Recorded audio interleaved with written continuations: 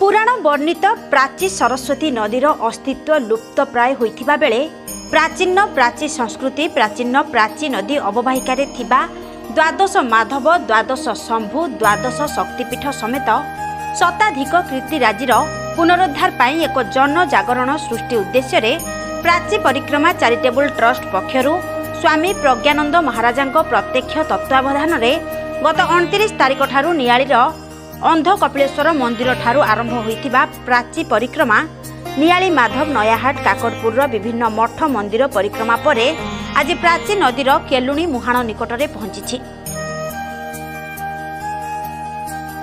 संध्यारे शताधिक साधु सन्थ देश विदेशरू आसिथिबा भक्त माने नाम संकीर्तन करी प्राची आळती रे सामिल होइछन्ति।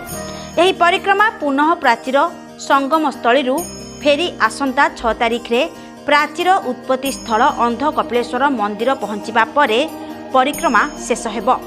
2012 मसीहारू प्रतिवर्ष एही प्राची परिक्रमा आयोजित होई आसुछि।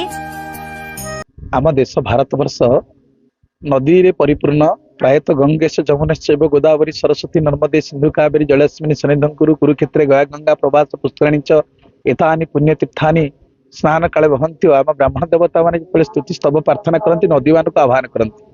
तो ये प्राची सरस्वती होती सबुठु प्राचीन नदी। जो प्राचीन नदी रे आपण आश्चर्य हेबे जेतेबेले समुद्र पुराण पद्म पुराण अनुसार जेतेबेले समुद्र बड़ मानल सृष्टि हैला से बड़ मानल को शांत करिया पई केही नदी माने साहस कुळै पारले नाही। तो ब्रह्मांकर निर्देश रे ब्रह्मा को कमंडल मां प्राची सरस्वती आविर्भाव हैला। पूर्वमुखी होकर प्राची सरस्वती जाई समुद्र रे जो भयंकर अग्नि सृष्टि होता ताको निर्वापित कले। आमर अंध कपिलेश्वर मुनिकर आश्रम देखिए पादुक कुंडरू कपिल सेठी आरंभ होती प्राची नदी। तेणु ये गंगा नदी ठारू 1000 वर्ष श्रेष्ठ नदी होती आमर माँ। ये नदीर सुरक्षा संरक्षण संवर्धन पाई परमहंस प्रज्ञानंद जी नेतृत्व में आज की 13 वर्ष धरी साधु संत महात्मा मैंने परिक्रमा करछन्ति। केवल उद्देश्य जे नदीर सुरक्षा हो। नदी हूँ आमर माँ। ओम सरस्वती महाभागे स्वच्छपये शुभम करो स्नाम्यत्रम सरितम गे पापम आजन्म संहर।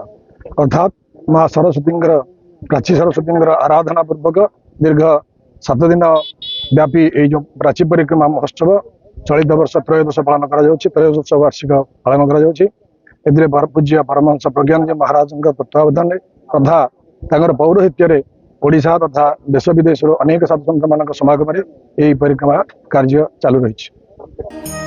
ब्यूरो रिपोर्ट जिओबा न्यूज।